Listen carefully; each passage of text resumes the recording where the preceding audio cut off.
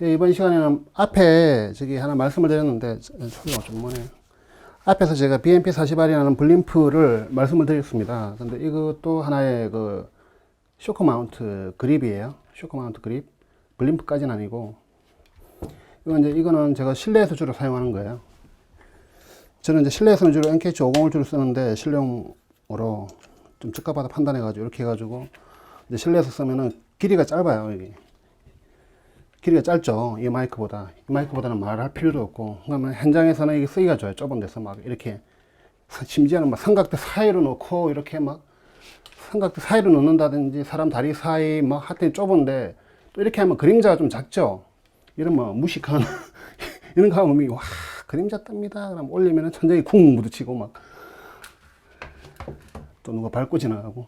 아무튼, 얘는 작아가지고 그림자도 좀 작고 뭐 아무튼 가볍고 쓰기가 좋아요. 근데 이제 이걸 마이크가 비싸니까 이 마이크가 한 150불인가 1500불인가 그러니까 한 200만원 정도 100 한 모르겠어요. 뭐 한 150에서 200만원 사야겠죠. 자 볼까요. 근데 416을 이렇게 끼워 쓰겠습니다.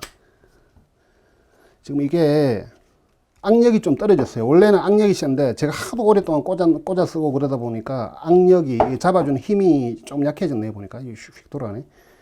416을 이렇게, 어이구, 원래는 미끌리면 안 되는데 너무 오래 쓰다 보니까.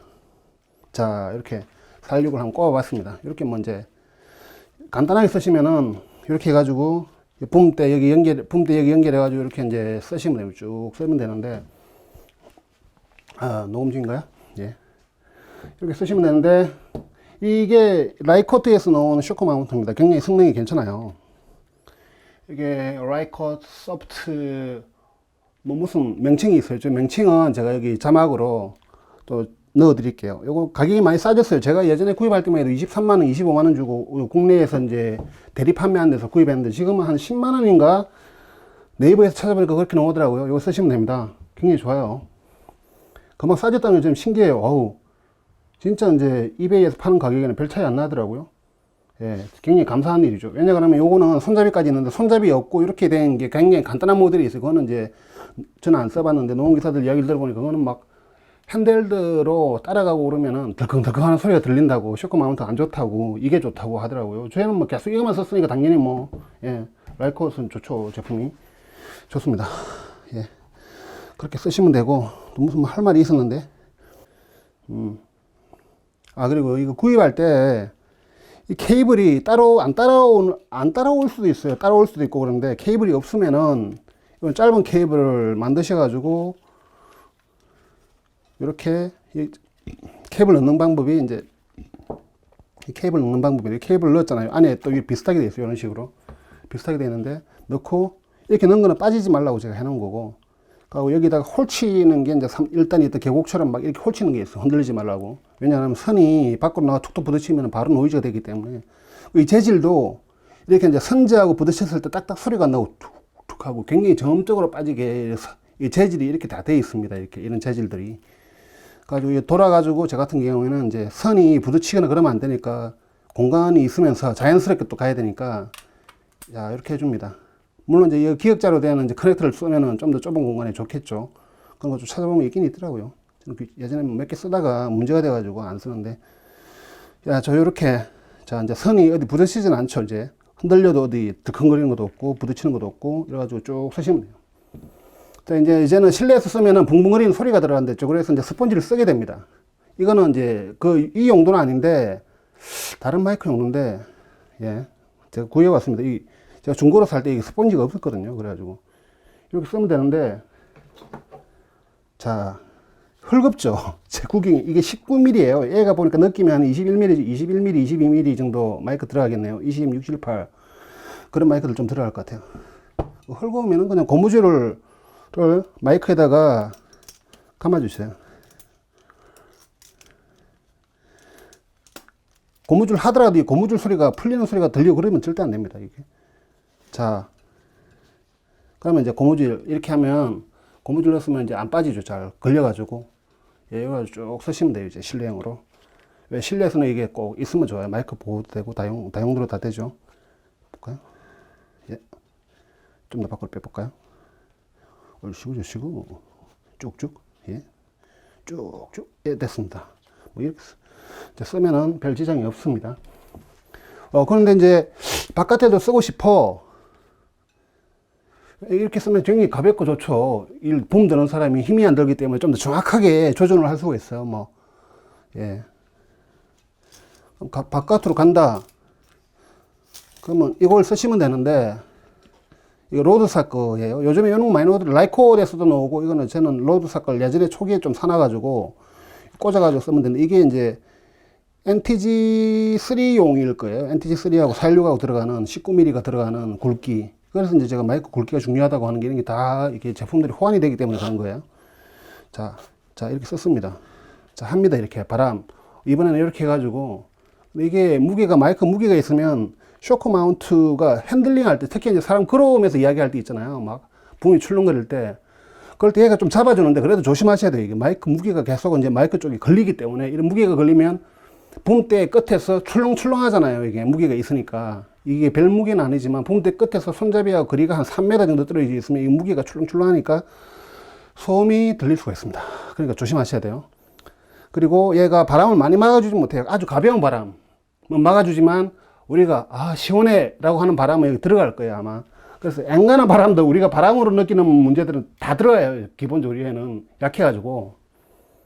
그래서 이제 바닷가에서는 절대 안 되고 당연히 안 되겠고, 하여튼 바람이 약간이라도 쐬고 배우 머리카락 날린다 그러면 그때는 바람이 다 들어갈 거예요. 얘는 골목길, 실내에서 에어컨 정도 틀은 실내, 골목길, 바람 별로 안 불 때 길거리에서 쓰시면 좋아요.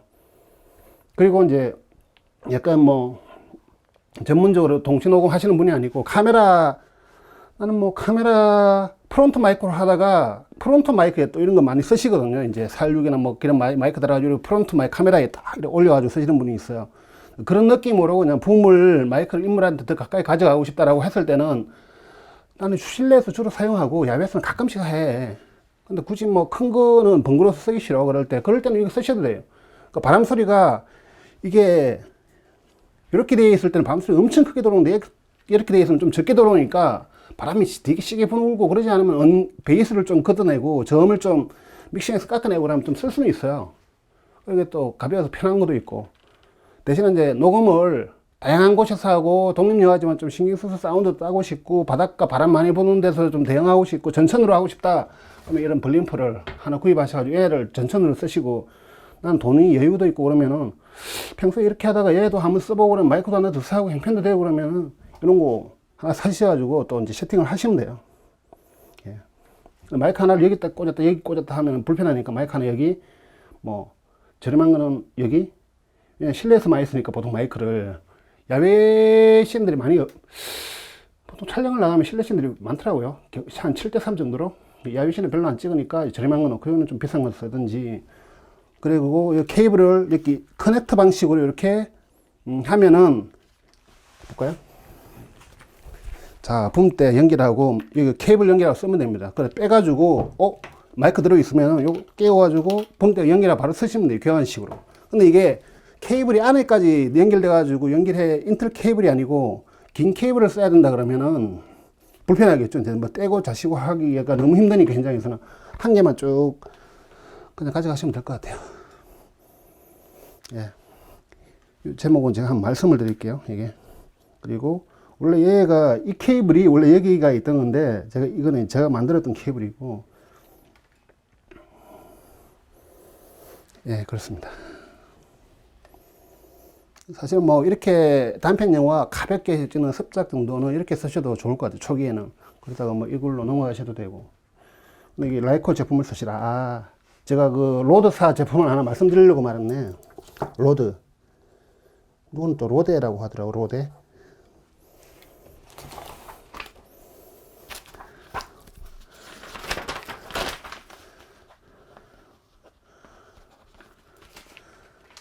ROD. R 발음으로. 죄송해요. 제가 뭐 영어를 어정쩡하게 배워가지고.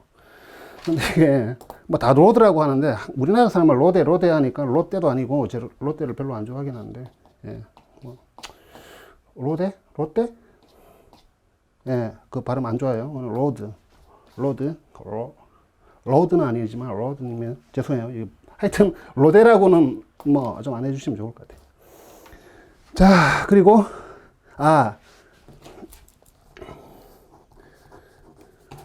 말씀드렸듯이 로데가 아니고 로드 PG2라는 쇼크 마운트가 있어요. 얘하고 비슷하게 생긴 건데 성능이 안 좋습니다. 제가 2번을 써봤는데, 빌려서 써보고 2번을 써봤는데 막 이렇게 실내에서 하는데 탁탁 소리가 들어가요. 이게 쇼크 마운트가 약해가지고 이 충격을 흡수를 해야 되는데 충격 흡수를 못하니까 딱딱 소리가 들어가는 거예요.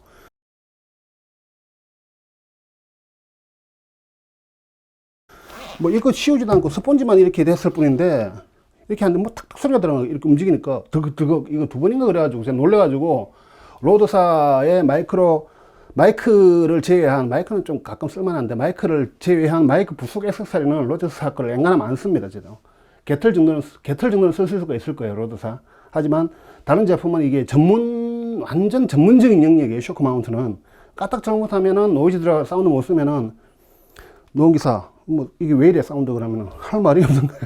돈이 없어서 로드 거 썼다 그러면 얼마짜리인데 그러면 몇만 원짜리 그러면 뭐 좀 욕 듣겠죠. 예. 현장에서 하면 로드 블림프가 비싸가지고 로드 걸 쓰시는 분들이 있긴 있어요. 좀 제 예산 쪽에. 하지만 아마 쓰셔가지고 괜찮을 수도 있는데 PG2라는 제품은 쓰지 마시고, 예.